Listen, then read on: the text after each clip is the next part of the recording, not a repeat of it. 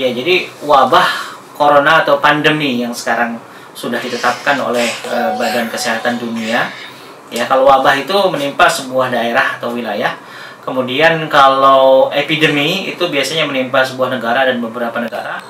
Nah, karena ini sifatnya global, maka ada istilah khusus yaitu pandemik dalam bahasa Inggris atau pandemi dalam bahasa Indonesia.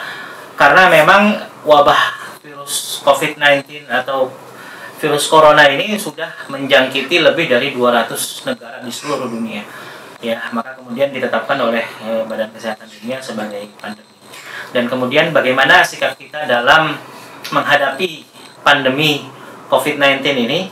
Nah, bahwasannya dalam bahasa Arab atau dalam agama Islam, wabah atau pandemi ini disebut dengan al-waba'u atau at-ta'un. Dan ini pun sudah terjadi di zaman sebelum Rasulullah SAW, dan memang sudah terjadi di dunia ini sejak puluhan abad yang lalu. Bahkan dari waktu ke waktu juga terjadi. Bahkan yang terbesar diantaranya adalah flu Spanyol, ya, yang kurang lebih 100 tahun yang lalu itu membunuh kurang lebih 50 juta manusia yang ada di dunia ini, termasuk diantaranya 2,5 juta diantaranya adalah masyarakat Nusantara ketika itu. Nah, kemudian bahwasannya kita tahu bahwasannya apa yang terjadi di dunia ini tidak lepas dari qada dan qadarullah subhanahu wa ta'ala. Bahwasannya apa yang terjadi di dunia ini merupakan bagian dari takdir Allah subhanahu wa ta'ala. Qul la yusibana illa ma kataballahu lana huwa maulana. Bahwasannya kita tidak akan tertimpa sebuah musibah kecuali Allah subhanahu wa ta'ala telah menetapkannya. Allah subhanahu wa ta'ala telah menulisnya sejak zaman azali di lauhul mahfuznya. Nah, sikap kita adalah wa 'alallahi falyatawakkalul mu'minun. Sikap kita adalah bahwasanya orang-orang yang beriman itu bertawakal kepada Allah subhanahu wa ta'ala. Tetapi tentunya tawakal, ya, sikap tawakal yang hadir ketika kita menghadapi musibah seperti pandemi seperti ini, kita harus diiringi dengan ikhtiar kepada Allah subhanahu wa ta'ala. Karena bagian dari tawakal yaitu adalah kita beramal sebaik-baiknya, berusaha dengan usaha yang terbaik, kemudian kita betul-betul menyerahkan semuanya kepada Allah subhanahu wa ta'ala. Nah, dan diantara usaha yang terbaik dalam menghadapi pandemi COVID-19 ini adalah, ya, kita mengikuti anjuran dari pemerintah, ya, ta'atu ulil amri, ya, kita mentaati, ya, pemerintah dan juga para ulama. Majelis Ulama Indonesia sudah mengeluarkan fatwa dan juga pemerintah juga mengeluarkan anjuran bahwasannya stay at home, bahwasannya kita harus tetap tinggal di rumah kita masing-masing. Kemudian juga Badan Kesehatan Dunia juga menganjurkan untuk yang disebut dengan physical distancing, yaitu, ya, kita menjaga jarak dengan orang-orang di sekitar kita, ya. Kemudian kita di rumah saja dan kita tidak melakukan kegiatan-kegiatan sosial, ya, karena emang yang terjadi bahwasannya virus ini pun pernah terjadi pada zaman kekhilafahan Umar ibn Khattab radhiyallahu anhu, yang dikenal atau disebut dengan ta'un amwas, ya. Jadi ada di sebuah daerah di Syam yang disebut dengan kota Amwas. Nah, pada saat kekhilafahan Umar bin Khattab radhiyallahu anhu terjadi wabah seperti ini, ya, kurang lebih. Nah, ketika itu pimpinan atau gubernur dari Syam itu yaitu Abu Ubaidah Amir ibn Jarrah, ya, yang ditugaskan oleh Umar bin Khattab untuk menjadi gubernur di sana.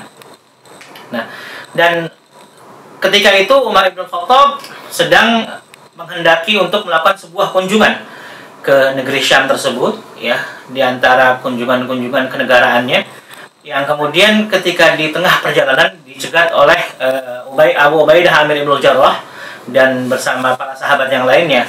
Dan Abu Ubaidah memberitahukan kepada Umar bahwasannya telah terjadi wabah yang menewaskan cukup banyak orang di Amwas. Sehingga sebelum Umar bin Khattab kemudian masuk ke Syam, hendaknya dimusyawarahkan. Kemudian Umar bin Khattab pun bermusyawarah bersama para sahabat Muhajirin, Ansor, dan para sahabat pilihannya. Dan akhirnya Umar pun memutuskan untuk kembali ke kota Madinah, kembali ke tidak melanjutkan perjalanannya ke negeri Syam.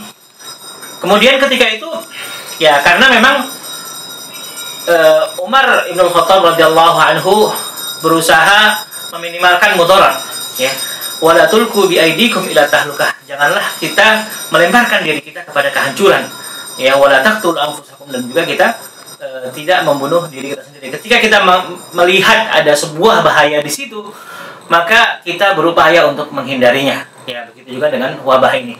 Ketika memang di suatu daerah itu terjadi sebuah wabah, maka kita perlu untuk menghindarinya. Kata Rasulullah SAW, larilah kamu dari penderita lepra, dari wabah, dari orang-orang yang penyakit menular seperti itu, seperti larinya singa. Ya, kita diperintahkan untuk menjauh sejauh-jauhnya dari penyakit tersebut. Nah, kemudian ketika itu juga Abu Ubadah mengomentari keputusan Umar Ibn Khattab radhiyallahu anhu dengan mengatakan, afiraran min qadarillahi ya Umar, apakah engkau lari dari takdir Allah wahai Umar? Maka Umar pun sedikit marah kepada Abu Ubaidah Ibn Jarrah, dan kemudian memutuskan diskusinya dengan mengatakan, na'am nafiru min qadarillahi ila qadarillah. Betul, kita lari dari takdir Allah Subhanahu wa taala kepada takdir Allah Subhanahu wa taala yang lainnya. Adapun COVID-19 yang menjadi sebuah pandemi dan tersebar di mana-mana di seluruh dunia, sampai kita pun tidak bisa memastikan lagi mana daerah yang aman dari pandemi tersebut.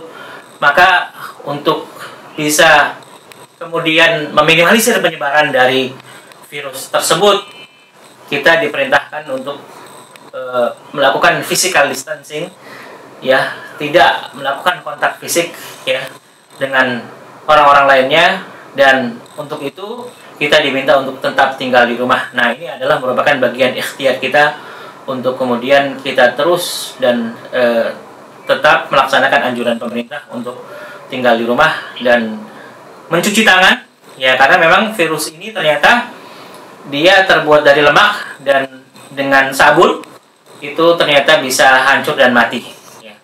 Perlu diketahui bahwasannya tentunya virus ini merupakan jundun min junudillah juga, gitu ya. Merupakan juga tentara Allah Subhanahu wa taala juga, dan dia juga merupakan bagian dari takdir Allah Subhanahu wa taala. Tetapi sebagai seorang muslim dalam menghadapi pandemi ini, kita berusaha sebaik-baiknya untuk tidak membahayakan orang lain, la darara wala dirar, dan tidak membahayakan diri kita sendiri, ya. Sehingga bisa jadi mungkin kita-kita yang muda, beberapa orang di kalangan usia tertentu, dan beberapa orang itu terjangkiti virus ini tanpa merasakan gejala apapun, ya, karena 80% menurut sumber dari WHO itu mengatakan 80% itu tidak memiliki gejala, asimptom, jadi tidak memiliki gejala apapun. Ya, jangan sampai kita yang muda misalnya kemudian mengacuhkan anjuran dari pemerintah dan kemudian tetap melaksanakan aktivitas berkumpul dengan orang lain, ternyata menjadi carrier dari virus tersebut, sehingga ini membawa dampak yang buruk, memberikan efek buruk bagi orang lain, ya.